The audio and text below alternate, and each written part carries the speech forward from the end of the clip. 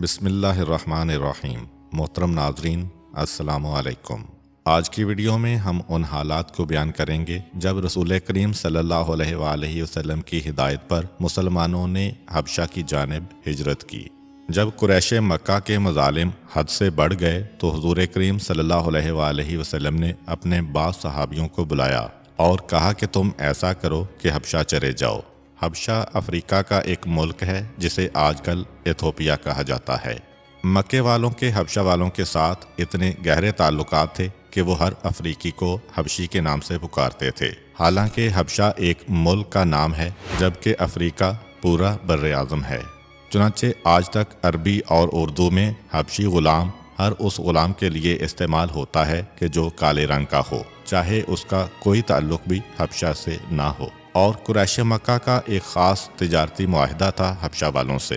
حبشہ کے لوگ مکے کے چمڑے کو بہت پسند کرتے تھے کیونکہ مکے کا موسم انتہائی گرم اور خشک ہے، رطوبت نہیں ہے، جس کی وجہ سے مکے کی کھالیں خراب نہیں ہوتی تھیں۔ ان کی بڑی اہمیت تھی حبشہ کے اندر، اور قریش کے تجارتی قافلے یہ سامان لے کے جایا کرتے تھے۔ حبشہ میں عیسائیوں کی حکومت تھی اور وہاں کے بادشاہ کا نام تھا اسمہا۔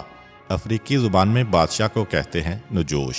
نجوش کا لفظ حبشی زبان سے نکل کر عربی میں آیا تو یہ بن گیا نجاشی۔ نجاشی کسی بندے کا نام نہیں ہے بلکہ یہ بادشاہ کو کہا جاتا تھا، اور حبشہ کا وہ بادشاہ جو پیغمبر اسلام صلی اللہ علیہ وآلہ وسلم کے دور میں تھا، اس کا نام تھا اسمہا۔ یہ اسمہا وہ شخص تھا کہ جس کی حکومت کچھ عرصہ پہلے اس کے دشمنوں نے چھین لی تھی، اور کیونکہ وہ عیسائی تھا، خدا کو تو مانتا تھا، اس نے جنگ کی اور دوران جنگ کچھ منتیں مانی کہ اگر خدا میری حکومت مجھے واپس دلوا دے گا تو میں مظلوموں کا خیال کروں گا اور کسی پہ ظلم نہیں کروں گا۔ 3-4 منتیں مانی اس نے۔ جس وقت پیغمبر اسلام نے اعلان رسالت کیا تھا اس وقت تک حبشہ کی حکومت نجاشی کے ہاتھ میں نہیں آئی تھی، وہ اس کے دشمنوں کے ہاتھ میں تھی۔ لیکن چوتھے سال کے آخر تک نجاشی دوبارہ اپنی حکومت کو حاصل کر چکا تھا۔ تو جب 5 سال ہو گئے پیغمبر اسلام کو اعلان رسالت کیے ہوئے تو آپ نے اپنے بعض صحابیوں کو بلایا اور کہا کہ تم حبشہ چلے جاؤ۔ وہاں پہ آج کل اس بادشاہ کی حکومت آ گئی ہے جو ظلم نہیں کرتا۔ پیغمبر اسلام صلی اللہ علیہ وآلہ وسلم کتنا بہترین اصول بتا رہے ہیں کہ کافر کی حکومت قبول ہے اگر وہ ظالم نہ ہو۔ ظلم اتنی بدترین صفت ہے اسلام کی نگاہ میں۔ یہاں پہ ایک بات واضح کر دوں کہ ہجرت حبشہ 2 ہوئی تھیں۔ پہلی اعلان رسالت کے 5ویں سال رجب کے مہینے میں ہوئی، جس میں صرف چند لوگ ہی گئے تھے، اور دوسری اعلان رسالت کے 6 سال میں ہوئی جس میں تقریباً 101 آدمی گئے تھے۔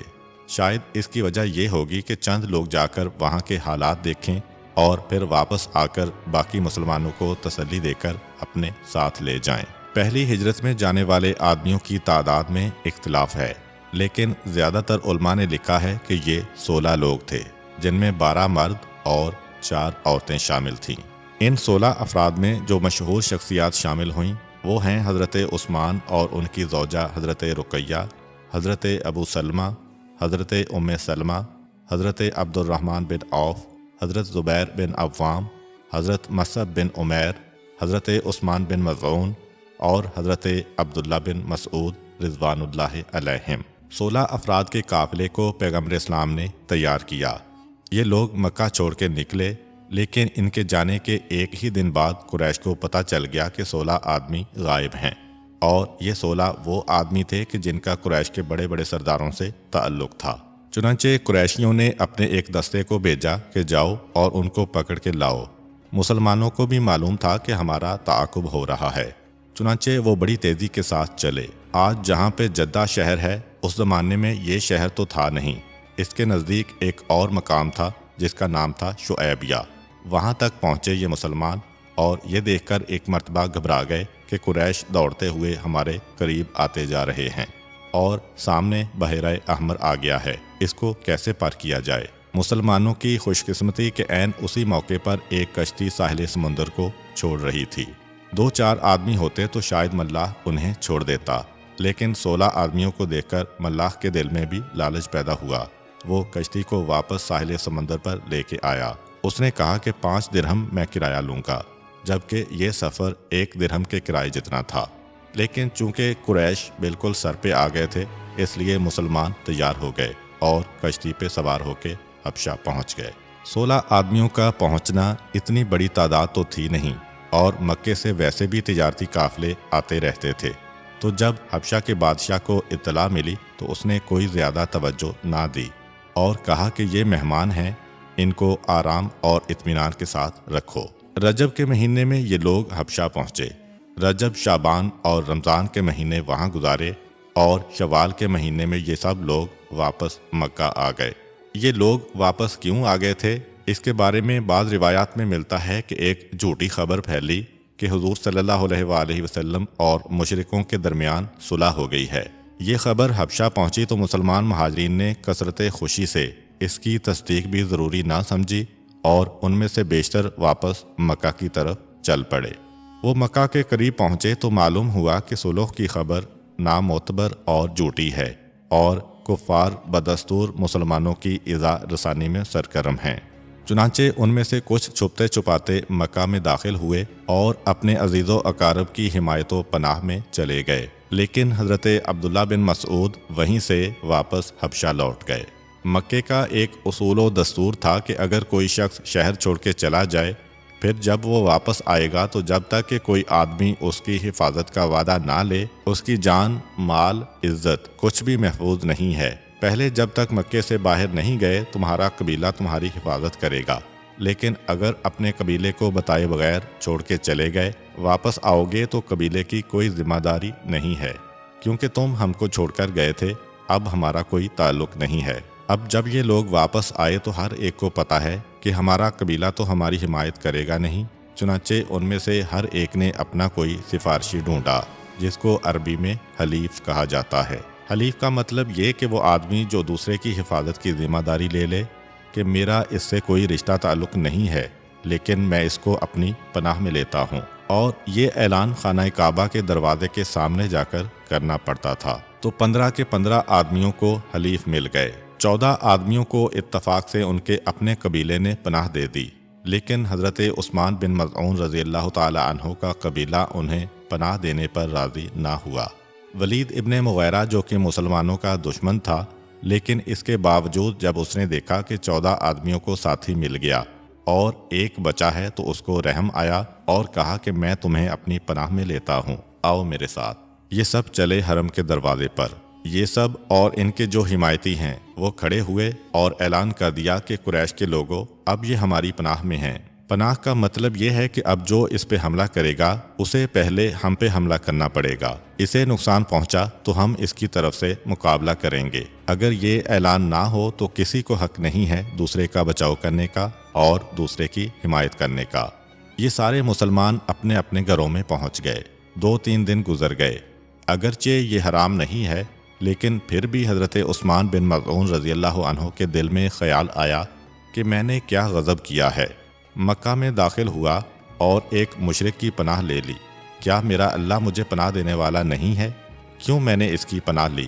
چنانچہ آئے دوبارہ ولید کے پاس۔ اے ولید، تیرا شکریہ اور مہربانی کہ تو نے مجھے اکیلا دیکھا تو مجھے پناہ دی، مگر مجھے تیری پناہ نہیں چاہیے، میں چاہتا ہوں کہ تیری پناہ سے نکل جاؤں۔ ولید حیران ہو گیا، کیسی بیوقوفی کی بات کر رہے ہو؟ لوگ تو باقاعدہ پیسے دیتے ہیں تاکہ کوئی انہیں پناہ میں لے لے، اور تمہیں پناہ مل گئی ہے اور تم چھوڑ کے جا رہے ہو۔ کہا کہ ہاں، میرے لیے اپنے اللہ کی پناہ کافی ہے، میں کسی اور کی پناہ میں جانے کو تیار نہیں ہوں۔ ولید نے کہا کہ پھر ٹھیک ہے، تو آؤ چلو میرے ساتھ خانہ کعبہ تک۔ جس طرح پناہ میں لینے کا اعلان کرنا پڑتا تھا، اسی طرح پناہ سے نکالنے کا بھی اعلان کرنا پڑتا تھا۔ عرب کا ماحول یہ تھا کہ جس کو پناہ میں لے لیا گیا ہے، اگر وہ کہیں پہ جرم کرے تو لوگ اس کو نہیں پکڑیں گے، اس کو پکڑیں گے جس نے اس کو پناہ میں لیا ہے، جو اس کا ضمانتی ہے۔ تو اسی لیے پناہ میں سے نکالنے کا بھی اعلان کرنا پڑتا تھا، تاکہ کل کوئی یہ نہ کہے کہ میں نے تو اس کو پہلے ہی اپنی پناہ میں سے نکال دیا تھا۔ ولید ان کو لے کے آیا اور خانہ کعبہ کے دروازے کے سامنے اعلان کر دیا کہ آج سے یہ میری پناہ سے نکل گیا، اب اس کا مجھ سے کوئی تعلق نہیں۔ یہ اعلان کر کے ولید بیٹھا۔ اتفاق سے لبید نامی ایک شاعر، یمن کا بہت بڑا شاعر تھا، وہ اسی زمانے میں مکے آیا ہوا تھا۔ اس کو کچھ پتہ ہی نہیں تھا کہ یہاں کیا ہنگامہ ہے، کیا جھگڑا ہے، کیا کچھ ہو رہا ہے۔ شاعر جب کوئی آتا تھا مکے میں تو وہ خانہ کعبہ کے سامنے جا کر اپنی شاعری کو سناتا تھا۔ اچھی شاعری کرے گا، انعام ملیں گے، تحفے ملیں گے، لوگ پیسے دیں گے، اور خانہ کعبہ سے بہتر کوئی مقام نہیں جہاں سارے سردار مل جائیں گے۔ چنانچہ یہ وہاں اپنا کلام پیش کرنے میں مصروف تھا جب ولید ابن مغیرہ اپنا اعلان کرنے وہاں آیا۔ اس کے اعلان کے بعد سرداروں نے لبید سے کہا کہ ہاں اب آپ اپنا کلام دوبارہ شروع کریں۔ لبید نے اپنا قصیدہ وہاں سے شروع کیا۔ ادھر حضرت عثمان بن مظعون رضی اللہ عنہ کی ولید ابن مغیرہ کی پناہ سے آزادی کے بعد لبید کے قصیدے کا جو شعر شروع ہوا وہ یہ تھا کہ آگاہ ہو جاؤ، اللہ کے علاوہ ہر چیز ختم ہونے والی ہے۔ عثمان ابن مظعون رک گئے کہ یہ تو کوئی بہت اچھا شاعر ہے، اللہ کی تعریف کر رہا ہے۔ کہا بے شک تو نے سچ کہا، اللہ کے علاوہ ہر چیز کو فنا ہے۔ پھر اس نے اس شعر کا دوسرا مصرع پڑھا، اور ہر نعمت یقیناً ختم ہو کے رہے گی۔ بس اتنا کہنا تھا۔ عثمان کہنے لگے کہ نہیں، یہ تم نے غلط کہا ہے۔ پہلا مصرع ٹھیک پڑا کہ اللہ کے علاوہ ہر ایک کو ختم ہونا ہے، مگر یہ جو کہا کہ ہر نعمت کو لا محالہ ختم ہونا ہے، یہ غلط ہے۔ جنت کی نعمتیں ہمیشہ باقی رہنے والی ہیں۔ قریش کے مجمع میں جب جناب عثمان بن مظعون نے عرب کے اتنے بڑے شاعر کو ٹوکا تو وہ انتہائی غصے کے عالم میں سرداران قریش کی طرف پلٹا۔ اے سرداران قریش، یہ کیا ہو گیا ہے تمہارے طریقے کو؟ اب شاعر کے منہ پر اس کو ٹوکا جاتا ہے؟ آج تک تو مکے میں یہ نہیں ہوا تھا۔ بس اتنا لبید نے کہا۔ لوگوں نے کہا کہ واقعاً بات تو صحیح کہہ رہا ہے، یہ تو ہمارا طریقہ نہیں تھا شاعر کو ٹوکنا۔ یہ آج عثمان ابن مظعون نے کتنی بڑی غلطی کر دی۔ ایک آدمی کو غصہ آیا، وہ کھڑا ہوا اور اس نے مکہ مارا جناب عثمان ابن مظعون کی الٹی آنکھ پر۔ آنکھ سوج گئی اور نیل پڑ گیا۔ ولید ابن مغیرہ نے یہ منظر دیکھا تو جناب عثمان بن مظعون سے طنزیہ انداز میں کہا کہ اے عثمان، میری پناہ سے نکل گئے تو دیکھا تمہاری آنکھ فی الفور ختم ہو گئی۔ جناب عثمان پورے یقین کے ساتھ کہتے ہیں کہ مجھے تو اس بات کا افسوس ہے کہ خالی ایک آنکھ کو چوٹ کیوں لگی، دوسری آنکھ کیوں سالم بچ گئی۔ جتنا زیادہ میں مظالم کو برداشت کروں گا اتنا ہی میرا اجر زیادہ ہوگا۔ میں ڈھونڈتا ہوں کہ کوئی آئے اور میری اس آنکھ کو بھی تکلیف پہنچائے۔ بہرحال جناب عثمان بن مظعون کے اس انداز میں مارے جانے کو دیکھ کر ایک اور نوجوان کھڑا ہوا جو کافر تھا۔ اس نے مکہ مار کر اس شخص کی ناک توڑ دی جس نے جناب عثمان کو مکہ مارا تھا، اور یہ واقعہ یہیں پہ ختم ہو گیا۔ لیکن اس کے بعد ایک اور جھگڑا کھڑا ہو گیا۔ جب لوگوں کو اطلاع ملی کہ حضرت ام سلمہ کے شوہر حضرت ابو سلمہ حضرت ابو طالب کی پناہ میں چلے گئے ہیں کیونکہ ان کا قبیلہ ان کی جان کا دشمن ہو رہا تھا۔ حضرت ابو سلمہ کا تعلق قبیلہ بنو مخزوم سے تھا، اور ان کی والدہ جناب برہ حضرت ابو طالب کی بہن اور پیغمبر اسلام صلی اللہ علیہ وآلہ وسلم کی پھوپھی تھیں۔ جب یہ اطلاع قبیلہ بنو مخزوم کو ملی تو بہت ہی ناراض ہوئے۔ غصے کے عالم میں حضرت ابو طالب کے مکان پر پہنچے اور کہا کہ اے ابو طالب، یہ کیسا انصاف ہے کہ تمہارا بھتیجا ہمارے پورے شہر کے خلاف جا رہا ہے، تم نے اس کو اپنی پناہ میں لے لیا، اور اب ہمارے قبیلے کا آدمی بھی تم اپنی پناہ میں لے رہے ہو۔ ہمارے بیٹے کو لینے کا تمہیں کوئی حق نہیں ہے۔ جناب ابو طالب پورے جلال کے ساتھ کہتے ہیں کہ خبردار، آگے کچھ نہ کہنا، اگر وہ میرا بھتیجا ہے تو یہ بھی میرا بھانجا ہے، اور اپنے بھانجے کی میں حفاظت کروں گا۔ قبیلہ بنو مخزوم اور زیادہ غصے میں آ رہا ہے۔ کبھی کبھار پروردگار حق کی مدد دشمن سے بھی کرا دیتا ہے۔ چنانچہ اس موقع پر ابو لہب کو بھی غصہ آ گیا۔ کھڑا ہوا اور کہا کہ اے بنو مخزوم والو، محمد کے مسئلے پہ تم جو کچھ کہو میں تمہارے ساتھ ہوں، لیکن اپنے بھانجے کو جو ابو طالب نے پناہ دی ہے، یہ قریش کے قانون کے مطابق بالکل ٹھیک ہے، کیونکہ اگر کوئی غیر کسی کو پناہ دے سکتا ہے تو ایک ماموں اپنے بھانجے کو پناہ کیوں نہیں دے سکتا؟ اب اگر تم کچھ بولے تو میں اور ابو طالب ایک ساتھ ہو جائیں گے۔ یہ بنو مخزوم کے لیے زیادہ بڑا نقصان تھا۔ ابو سلمہ ہاتھ سے نکل گئے، کوئی بات نہیں۔ ابو لہب اگر ہاتھ سے نکل گیا تو زیادہ بڑا نقصان ہوگا، کیونکہ پیغمبر اسلام صلی اللہ علیہ وآلہ وسلم کے مخالف مشن میں ابو لہب ان کا ایک اہم ساتھی تھا۔ انہوں نے کہا ہم معافی مانگتے ہیں اور ہم جاتے ہیں، آپ کو ناراض کرنا ہمارا مقصد نہ تھا۔ اس طرح حضرت ابو سلمہ حضرت ابو طالب کے گھر میں آ گئے۔ پیغمبر اسلام صلی اللہ علیہ وآلہ وسلم نے اس پورے قافلے کو واپس خوش آمدید کہا، اور اب اصلی پروگرام بنایا گیا کہ اب کس طرح ہم کو حبشہ واپس جانا ہے۔ یہ واقعہ شوال میں مکمل ہو گیا کہ جو پہلا گروہ گیا تھا وہ واپس آ گیا، یہاں تک کہ اگلا سال شروع ہوا، سن 6 بعثت نبوی۔ پیغمبر اسلام نے اب صحیح معنوں میں ایک قافلے کو تیار کیا۔ 83 مرد ہیں، 18 عورتیں ہیں۔ اگرچہ اس تعداد میں بھی کافی اختلاف پایا جاتا ہے، لیکن زیادہ تر معتبر روایات میں یہی تعداد بتائی گئی ہے۔ 101 افراد کا قافلہ بنایا پیغمبر اسلام نے، جن میں وہ لوگ بھی شامل تھے جو پہلے حبشہ جا چکے تھے۔ قافلے سے کہا کہ اب تمہیں حبشہ جانا ہے اور اس وقت تک وہاں رہنا ہے جب تک کہ میری اور قریش والوں کی صلح نہ ہو جائے، اور اس پورے قافلے کا سردار اپنے چچا زاد بھائی جناب جعفر طیار رضی اللہ تعالی عنہ کو قرار دیا، اور جناب جعفر طیار کے ساتھ ان کی بیوی جناب اسما بنت امیس رضی اللہ تعالی عنہ کو بھی بھیجا، اور یہ سارا قافلہ حبشہ کی جانب روانہ ہوا۔ پہلے واقعہ کے تجربہ کی وجہ سے اب جب دوسری دفعہ یہ لوگ گئے تو بہت ہی منظم طریقے سے گئے، اس طرح خفیہ طریقے سے گئے کہ قریش کو پتہ بھی نہ چل سکا، اور اتنی بڑی تعداد ہونے کے باوجود یہ بغیر کسی پریشانی کے حبشہ پہنچ گئے۔ 101 افراد کے اس قافلے میں حضرت عمار یاسر، حضرت خباب بن ارد، حضرت بلال حبشی اور حضرت صہیب رومی رضوان اللہ علیہم کہ جو سب سے زیادہ مظالم کا شکار ہوئے تھے وہ شامل نہیں تھے، بلکہ اس کے اندر مکے کے سرداروں کے رشتہ داروں کو زیادہ بھیجا گیا، کیونکہ یہ لوگ ذہنی اذیت کا زیادہ شکار تھے، اور ذہنی اذیت بعض اوقات جسمانی اذیت سے بھی زیادہ پریشان کن ہوتی ہے۔ اور اس کے ساتھ ساتھ ان لوگوں کو بھیجا گیا کہ جو تقریر و تبلیغ کی زیادہ صلاحیت رکھتے تھے، کہ شاید پیغمبر اسلام صلی اللہ علیہ وآلہ وسلم کا ایک مقصد یہ بھی تھا کہ مسلمان مکہ سے باہر جائیں، ان کی اپنی جانیں بھی محفوظ ہو جائیں اور یہ تبلیغ دین کا فریضہ بھی انجام دیتے رہیں۔ جب یہ لوگ حبشہ جا رہے تھے تو اتفاق سے 53 یا 54 یمن سے آنے والے مسلمان جو جناب موسیٰ ابن اشعری کی قیادت میں آ رہے تھے وہ بھی ان سے مل گئے، اور 101 کا قافلہ تقریباً 154 یا 155 کا قافلہ بن کر حبشہ کی سرزمین پر اترا۔ اب تاریخ کہتی ہے کہ پہلا قافلہ جب گیا تھا تو قریش کو بر وقت اطلاع مل گئی تھی، چنانچہ انہوں نے اپنے جاسوسوں کو پیچھے دوڑایا تھا، اور بڑی مشکل سے وہ پہلے قافلے کے لوگ شعیبیہ کے ساحل سے کشتی پر سوار ہو کر نکلنے میں کامیاب ہوئے تھے۔ مگر جب دوسرا قافلہ گیا تو ایک رات گزرنے کے بعد جب اگلی صبح آئی تب قریش کو پتہ چلا کہ کیا غضب ہو گیا ہے۔ جانے والوں کی اکثریت قریش کے بڑے بڑے سرداروں کی رشتہ دار تھی۔ ابو جہل کا چچا زاد بھائی اور چچا زاد بہن جناب ام سلمہ اور عتبہ کا بیٹا اس میں شامل تھے۔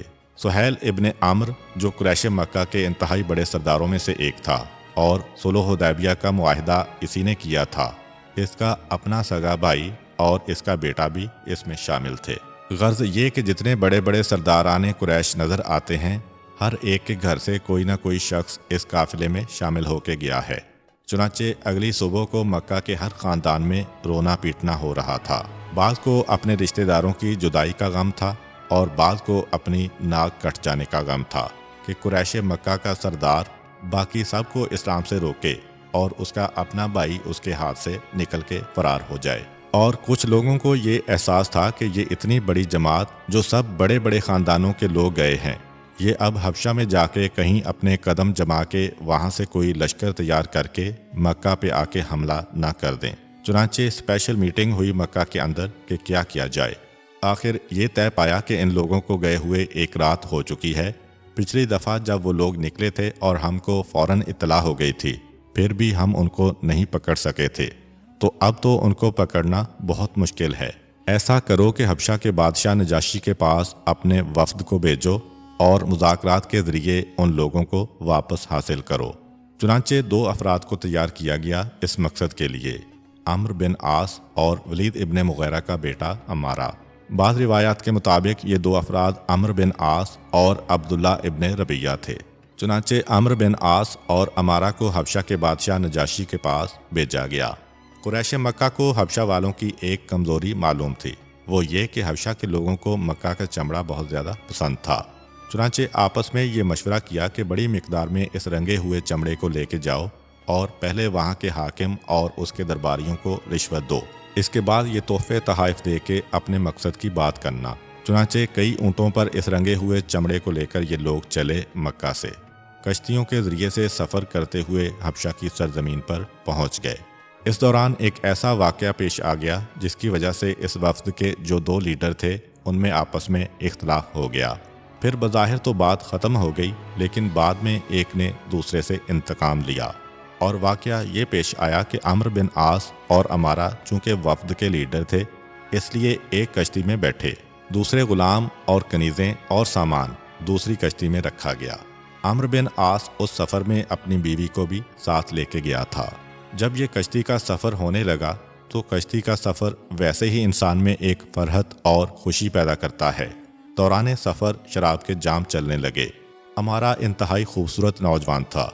जब दौरान सफ़र शराब का जाम चलने लगा तो अमारा ने अम्र बिन आस की बीवी के बारे में बुरा इरादा किया और कसद किया दस्त दराजी का। अम्र बिन आस ने यह मंजर देखा तो थप्पड़ मार के अमारा को अपने करीब से दूर किया। कश्ती थोड़ी दूर गई थी कि जब अम्र बिन आस शराब के नशे में ज़्यादा मस्त हो गया और गाफिल हुआ तो अमारा ने धक्का देकर अम्र को समंदर में फेंक दिया। चूँकि पीछे साथ ही ग़ुलामों की कश्ती आ रही थी, इसलिए फ़ौरन ग़ुलाम कश्ती से कूदकर उसको डूबने से बचा लेते हैं और फिर दोनों में मसालहत करवा दी गई कि हम इस वक्त एक मुश्तरका दुश्मन के मुकाबले में जा रहे हैं, आपस में लड़ने से कोई फ़ायदा नहीं। लेकिन अम्र बिन आस के दिल में ये ख्याल बैठ गया कि इसने मेरी इज्जत पे हमला करने और मुझे मारने की कोशिश की, इसलिए मुझे इससे बदला लेना है। अब इसी कीने को दिल में बिठाए हुए ये वफ्द हबशा पहुंचता है। पहले तो जितने भी वज़ीर हैं, उमरा हैं, दरबारी हैं, उनसे मुलाकात की जाती है और हर एक को बेहतरीन चमड़ा तोहफ़तन पेश किया जाता है और कोशिश की जाती है कि इनको अपने साथ मिला लिया जाए। फिर ये तय पाया कि फ़लाँ दिन ये लोग जाएंगे और नजाशी से मुलाकात करेंगे। मुकर्ररा दिन को ये दोनों नजाशी के पास पहुँचे। पहले तो उसे तोहफे पेश किए और फिर अपना मकसद बयान किया कि ए हाकिम, कुछ हमारे बागी हमारे यहाँ से भाग के आपकी पनाह में आ गए हैं, इसलिए हम ये चाहते हैं कि आप उन्हें हमारे सुपुर्द कर दें। नजाशी ने अपने दरबारियों से पूछा, क्या मामला है? दरबारियों ने कहा कि वो जो चंद दिन पहले अरबों का एक काफिला आया था, ये उसके बारे में बात कर रहे हैं और ए हाकिम, ये बिल्कुल सही कह रहे हैं, वो इनके मुजरिम हैं, हम क्यों इनके मामले में दखल दें? उनको बुलाइए और इनके सुपुर्द कर दीजिए। चूँकि पहले रिश्वत दी जा चुकी थी, इसलिए सारा दरबार यकजुबान होकर एक ही बात कह रहा है। मगर नजाशी एक तो वैसे ही कुछ इंसाफ पसंद था और दूसरा वो एक चोट खाया हुआ था। उसकी हुकूमत उसके हाथ से छिन गई थी। बड़ी मुश्किल से उसने दोबारा अपनी हुकूमत को काबू में किया था। तो उसे ये एहसास था कि बाज़ औक़ात गलत बातें भी मशहूर कर दी जाती हैं लोगों के बारे में। कहा कि नहीं ऐ मेरे दरबारियों, तुम्हारी राय बिल्कुल गलत है। जब तक कि मैं खुद उन लोगों से ना पूछूं, उस वक्त तक मैं कैसे फैसला कर लूं सिर्फ इन लोगों की बात सुनकर? उनको भी बुलाया जाए दरबार में। आखिर ये तय पाया कि कल के दिन दोबारा दरबार होगा और वो अरब के जो बागी भाग के आए हैं उनसे पूछा जाए कि क्या मामला है। चुनाचे उनको दरबार से हुक्मनामा भेजा गया कि तुम्हें कल दरबार में हाजिर होना है। अब मुसलमान आपस में फ़ौरन उसी रात को मीटिंग करते हैं कि कल दरबार में क्या कहा जाए। एक बात तो ये तय पाई कि हज़रत जाफ़र तैयार रज़ी अल्लाह ताला अन्हो को, जिन्हें पैगम्बर इस्लाम सल्लल्लाहु अलैहि वसल्लम ने इस सफ़र के लिए लीडर बनाया था, यहाँ भी वो हमारे कायद होंगे और हमारी तरफ से बात करेंगे। और दूसरा इस बात पे गौर किया गया कि कल क्या बात करें, हकीकत बताएं या ऐसी बात करें कि नजाशी खुश हो जाए। जनाब जाफ़र तैयार ने कहा कि नहीं, हमें हकीकत बयान कर देना है और परवरदिगार पे तवक्कल करना है, देखें वो क्या फ़ैसला करता है। अगला दिन आया। अम्र बिन आस पहले ही नजाशी के दरबार में पहुंच चुका है और उसने नजाशी के दरबार में पहुंचते ही उनके तरीके के मुताबिक हाकिम को सजदा करके अपनी नशिस्त को संभाल लिया है। वक्त मुकर्ररा पर जनाब जाफ़र तैयार अपनी पूरी जमात के साथ आते हैं। जैसे ही दरबार में दाखिल हुए, सीना तान के चले। बादशाह को सलाम तो किया, मगर वो भी इस्लामी सलाम नहीं बल्कि अरबों का जो एक सलाम था, लेकिन सजदा नहीं किया। अम्र बिन आस को मौका मिला। फ़ौरन दरबान से कहा कि इससे पूछो कि इसने हाकिम को सजदा क्यों नहीं किया। जनाब जाफ़र तैयार जब नजाशी के करीब पहुँचे तो पहला सवाल ये रखा गया कि ए नौजवान, तुझे नहीं मालूम दरबार का तरीका ये है कि हाकिम को सजदा किया जाता है। جناب جعفر طیار نے کہا کہ ہم اپنے پروردگار کے علاوہ اور کسی کے سامنے اپنی پیشانی کو نہیں جھکاتے ہیں۔ نجاشی نے کہا کہ ان سے کوئی سوال نہ کرو، یہ ہمارے مہمان ہیں، فقط اس مسئلے میں ہم کو بات کرنا ہے۔ اب نجاشی کہتا ہے کہ اے عرب سے آنے والو، یہ تمہارے شہر کے لوگ تمہیں لینے کے لیے آئے ہیں، بتاؤ تمہارا کیا جواب ہے؟ جناب جعفر طیار کہتے ہیں کہ ان سے پوچھا جائے کہ کیا ہم ان کے غلام ہیں جو بھاگ آئے ہیں، کیونکہ غلام اگر بھاگ جائے تو آقا کو اختیار ہوتا ہے اسے واپس لینے کا۔ شاید یہ بھی ایک مصلحت تھی کہ پیغمبر اسلام صلی اللہ علیہ وآلہ وسلم نے اس گروہ میں کسی غلام کو نہیں بھیجا تھا کہ کہیں ایک غلام کی وجہ سے پورے گروہ کو واپس نہ آنا پڑے اور حبشہ کو جو مرکز بنانا ہے اسلام کا وہ مقصد ختم نہ ہو جائے۔ انہوں نے کہا کہ نہیں، یہ ہمارے غلام تو نہیں ہیں، پھر پوچھئے کہ کیا ہم ان کا قرضہ لے کے بھاگ آئے ہیں؟ عمرو بن عاص نے کہا کہ ایسا بھی نہیں ہے، یہ ہمارے قرض دار تو نہیں ہیں۔ کہا پھر ان سے یہ پوچھئے کہ کیا ہم کسی کو قتل کر کے بھاگ آئے ہیں کہ مقتول کے وارث ہیں، ہمارا خون طلب کر رہے ہیں؟ کہا کہ یہ بھی بات نہیں ہے۔ جناب جعفر طیار کہتے ہیں کہ اے حاکم، پھر یہ بتائیے کہ ہم واپس کیوں جائیں؟ ہم آزاد ہیں، کسی کی کوئی ذمہ داری ہم پہ نہیں ہے۔ نجاشی نے کہا کہ بات تو معقول ہے۔ عمرو بن عاص سے پوچھا کہ بتاؤ ان لوگوں کو آخر تم کس وجہ سے لے کے جانا چاہتے ہو؟ عمرو بن عاص کہتا ہے کہ اے حاکم، آپ کو نہیں معلوم ہم ایک انتہائی پرامن قوم تھے، ہمارے بزرگ اور نوجوان ایک ساتھ ہنسی خوشی زندگی گزار رہے تھے، ان لوگوں نے آ کے ہماری قوم میں ایک اضطراب ڈال دیا ہے، قوم کو ٹکڑے ٹکڑے کر دیا ہے اور ہماری قوم میں ہر گھر میں جھگڑا پڑ چکا ہے۔ یہ ہمارے مجرم ہیں، انہوں نے ہمارے ماحول کو خراب کیا ہے، اس لیے ہمیں واپس کیا جائے۔ جناب جعفر طیار رضی اللہ تعالیٰ عنہ نے کہا کہ اے حاکم، اگر جو یہ کہہ رہے ہیں کہ ہم نے ان کی قوم میں انتشار برپا کیا اور ٹکڑے ٹکڑے کیا، پھر تو ہمارا باہر آ جانا ہی ان کے حق میں بہتر ہے، پھر یہ ہمیں کیوں بلا رہے ہیں؟ ایسا منطقی جواب تھا کہ عمرو بن عاص تو بالکل خاموش ہو گیا۔ فوراً دل میں ایک اور خیال آیا، کہا کہ اے حاکم، چلیں ٹھیک ہے، ان کی بات ہم مان لیتے ہیں، مگر ایک بات بتائیے، آپ ان سے پوچھئے کہ اگر ان کو ہمارا دین چھوڑنا تھا تو انہوں نے آپ کا دین اختیار کیوں نہیں کیا جو سب سے اچھا دین ہے؟ نجاشی مڑا حضرت جعفر طیار کی طرف کہ اے شخص، ٹھیک ہے، اگر تم نے اپنی قوم کے دین کو چھوڑ دیا ہے تو ہمارے دین کو اختیار کر لیتے، یہ تم کون سے تیسرے دین کو لے کے بیٹھے ہو؟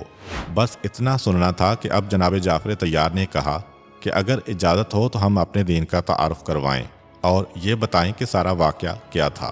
نجاشی نے کہا کہ ٹھیک ہے، تمہیں اجازت ہے۔ جناب جعفر طیار نے ایک اہم ترین خطبہ دیا۔ فرماتے ہیں کہ اے حاکم حبشہ نجاشی، ہماری قوم کی یہ حالت تھی کہ ہم سب جاہل تھے، بتوں کی پرستش کرتے، مردار کھاتے، برے کام کرتے، رشتے ناتے توڑ دیتے، پڑوسیوں سے برا سلوک کرتے، اور ہم میں سے جو طاقتور ہوتا وہ کمزور کو برباد کر دیتا۔ پھر اللہ تعالیٰ نے ہم میں سے ایک شخص کو ہماری جانب رحم دل بنا کر بھیجا، جس کے خاندان، سچائی، امانت داری اور پاک دامنی سے ہم واقف تھے۔ اس نے ہمیں اللہ تعالیٰ کی طرف آنے کی دعوت دی کہ ہم اسے ایک مانیں، فقط اسی کی عبادت کریں اور پتھروں اور بتوں کی پرستش ترک کر دیں۔ اسی رسول نے ہمیں سچ بولنے، امانت ادا کرنے، صلہ رحمی کرنے اور ہمسایوں سے حسن سلوک کرنے کا حکم دیا، اور حرام کاری، قتل و خون ریزی، برائی کرنے، جھوٹ بولنے، یتیم کا مال کھانے اور پاک دامن عورتوں پر تہمت لگانے سے منع فرمایا۔ اس نے ہمیں حکم دیا کہ فقط اللہ کی عبادت کرو اور کسی کو اس کا شریک نہ ٹھہراؤ۔ اس نے ہمیں نماز، روزہ اور زکوٰۃ کا حکم دیا۔ حضرت جعفر طیار رضی اللہ تعالیٰ عنہ نے نجاشی کے سامنے اسلام کے جملہ احکام بڑی خوبی سے بیان کیے اور کہا کہ ہم نے اس رسول کی تصدیق کی اور اس پر ایمان لائے، مگر ہماری قوم نے اس وجہ سے ہم پر ظلم و تشدد کیا، اذیتیں دیں اور ہمیں مجبور کیا کہ ہم پھر بت پرستی کی طرف لوٹ جائیں۔ جب ہم پر عرصہ حیات تنگ کر دیا گیا تو ہم نے آپ کے ملک میں پناہ لی، امید ہے کہ آپ ہم پر ظلم نہیں ہونے دیں گے۔ حضرت جعفر طیار کی یہ گفتگو سن کر نجاشی نے کہا کہ تمہارے رسول پر جو کلام نازل ہوا ہے اس میں سے کچھ سناؤ۔ انہوں نے سورہ مریم کی ابتدائی آیات تلاوت کیں۔ نجاشی پر رقت طاری ہو گئی اور اس کی آنکھیں اشکبار ہو گئیں۔ وہاں پر موجود پادری بھی آپ دیدہ ہو گئے اور یک زبان ہو کر کہنے لگے، خدا کی قسم، یہ کلام اور وہ کلام جو حضرت عیسیٰ علیہ السلام پر نازل ہوا دونوں ایک ہی فانوس سے نکلے ہیں۔ نجاشی نے کہا، بے شک یہ چیز یعنی قرآن مجید اور وہ چیز جو عیسیٰ علیہ السلام لائے تھے یعنی انجیل دونوں ایک ہی چراغ کا نور ہیں۔ میں گواہی دیتا ہوں کہ محمد صلی اللہ علیہ وآلہ وسلم اللہ کے رسول ہیں اور یہی وہ مقدس ہستی ہیں کہ جن کی بشارت حضرت عیسیٰ بن مریم علیہ السلام نے دی اور فرمایا کہ ان کے بعد آپ تشریف لائیں گے۔ پھر نجاشی نے عمرو بن عاص سے کہا، میں یہ مظلوم تمہارے حوالے نہیں کروں گا۔ دوسرے دن عمرو بن عاص نے پھر دربار میں رسائی حاصل کی اور نجاشی اور درباریوں کو مشتعل کرنے کی خاطر کہا کہ اے بادشاہ، حضرت عیسیٰ علیہ السلام سے متعلق مسلمانوں کا عقیدہ معلوم کیجیے، پھر فیصلہ دیجیے۔ نجاشی نے مسلمانوں سے دریافت کیا تو حضرت جعفر بن ابی طالب رضی اللہ تعالیٰ عنہ نے جواب دیا، قرآن مجید میں ہے کہ حضرت عیسیٰ بن مریم علیہ السلام اللہ تعالیٰ کے بندے، اس کے رسول اور اس کی روح ہیں۔ نجاشی نے ایک تنکا اٹھا کر کہا، واللہ جو کچھ تم نے کہا حضرت عیسیٰ علیہ السلام اس سے تنکا برابر بھی زیادہ نہیں ہے۔ بس اتنا بادشاہ کا کہنا تھا۔ سارے پادری جو تھے وہاں پہ غصے کے عالم میں کھڑے ہو گئے اور غیظ و غضب کا اظہار کرنے لگے۔ نجاشی نے کہا کہ خبردار، میرے سامنے کوئی نہ بولے، اس نے بالکل حق کہا ہے۔ ایک روایت کے مطابق نجاشی نے یہ بھی کہا کہ اگر بادشاہت کے مسئلے مجھے نہ گھیر لیتے اور میری قوم کی ذمہ داری نہ ہوتی تو میں اس نوجوان کے ساتھ مکے جاتا اور اس رسول کی نعلین مبارک کو اٹھاتا کہ جس نے عیسیٰ علیہ السلام کے بارے میں ایسا بہترین عقیدہ پیش کیا۔ اتنی سختی میں بات کی کہ سارے دربار میں سناٹا چھا گیا، مگر نجاشی نے دیکھا کہ اس وقت دربار بے چین ہے، خصوصاً پادری، یہ جو ہیں کہیں قوم کو بہکا نہ دیں۔ چنانچہ ایک مرتبہ وہ کہتا ہے کہ اے نوجوان، میں ایک حکم بھی جاری کر رہا ہوں، اور وہ یہ کہ اگر حبشہ میں کسی نے تم کو ذرا سا بھی ستایا تو اس کو 4 درہم کا جرمانہ دینا پڑے گا۔ اس زمانے کے اعتبار سے 4 درہم بڑی رقم تھی۔ اے نوجوان، کیا تو مطمئن ہے؟ جناب جعفر طیار نے کہا کہ یہ رقم تو کم ہے۔ نجاشی نے کہا 8 درہم۔ جناب جعفر طیار نے کہا کہ ہاں، یہ بالکل مناسب ہے۔ فوراً حکم نامہ لکھا گیا کہ ان مسلمانوں کو اگر کسی بھی حبشہ کے رہنے والے نے ذرا سی بھی تکلیف پہنچائی تو اس کو فوراً 8 درہم جرمانہ دینا پڑے گا۔ عمرو بن عاص نے یہ منظر دیکھا تو گھبرا کے آگے آیا کہ میں ان کو لینے آیا ہوں، مگر یہ میرے ہاتھ میں آنا تو درکنار، الٹا شاہی مہمان بن گئے۔ حکم نامہ جاری ہو گیا۔ کہا کہ اے حاکم، یہ غضب نہ کیجیے، ذرا سوچ سمجھ لیجیے۔ یہ جو جملہ نکلا تو نجاشی کو غصہ آ گیا، اتنے زور سے تمانچہ مارا کہ عمرو بن عاص کا رخسار پھٹ گیا، خون جاری ہو گیا، سارا چہرہ لہو لہان ہو گیا، اور کہا کہ میں سوچوں؟ بادشاہ حکم جاری کرنے کے بعد تو نہیں سوچتا، اب اس حکم کے اوپر عمل ہوگا۔ اور اپنے غلاموں کو بلایا اور کہا کہ یہ جتنے تحفے لے کر آیا ہے اس کے منہ پر دے مارو، اور اسے کہا کہ اپنے تحفے لے کر چلے جاؤ۔ عمرو بن عاص ایک مرتبہ گھبرا گیا، یہ تو توہین پہ توہین ہو رہی ہے۔ کہتا ہے کہ نہیں حاکم، ان تحفوں کا کوئی تعلق نہیں ہے اس معاملے سے، یہ آپ رکھیے۔ کہا کہ ہرگز نہیں، میں اس رشوت کو قبول نہیں کروں گا، کیونکہ میرے پروردگار نے جب یہ ملک مجھ کو دلوایا تو مجھ سے کوئی رشوت نہیں لی تھی۔ میں خدا کے مظلوم بندوں کی حمایت کے لیے کوئی رشوت قبول نہیں کروں گا۔ یہ کہہ کے عمرو بن عاص کو دھکے دے کر باہر نکلوایا۔ اب یہاں پہ امارہ کا بھی تھوڑا تذکرہ ہو جائے کہ جس دن یہ دونوں بادشاہ کے دربار میں حاضر ہوئے تھے قریش مکہ کی طرف سے، تو امارہ چونکہ انتہائی خوبصورت نوجوان تھا، اس لیے جب وہ دربار میں بیٹھا تھا تو وہ کنیز جو بادشاہ کو پنکھا جل رہی تھی، اس نے امارہ کو دیکھا تو وہ اسے پسند آنے لگا۔ جب یہ لوگ دربار سے اٹھ کے گھر آئے تو عمرو بن عاص چونکہ ایک انتہائی ہوشیار شخص تھا، اس نے محسوس کر لیا۔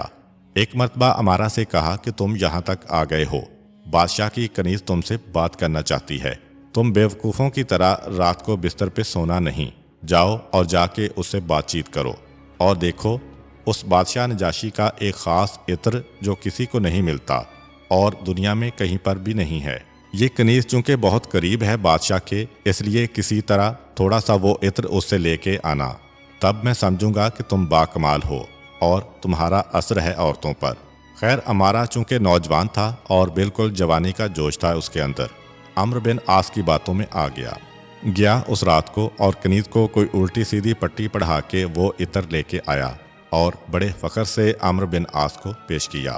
عمرو بن عاص نے اگلی صبح دربار میں آنے سے پہلے تنہائی میں نجاشی سے ملاقات کی اور کہا کہ اے حاکم، ہم آپ کے پاس ایک شکایت لے کے آئے تھے اپنے مجرموں کی، آپ نے اچھا سلوک کیا، اب میرا دل نہیں مانتا، یہ شرافت و مروت کے خلاف ہے کہ میں آپ کے خلاف کوئی سازش دیکھوں اور خاموش رہوں۔ نجاشی ذرا سا چونکا، ایک دفعہ پہلے بھی اس کا تخت اس سے چھینا جا چکا تھا۔ کہا کیا بات ہے؟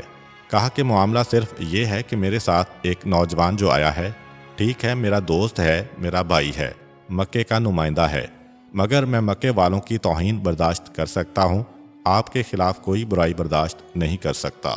اس نے آپ کی کنیز کو اپنے ساتھ ملا لیا ہے اور اس طرح سے دونوں کے درمیان معاملہ طے پا گیا ہے۔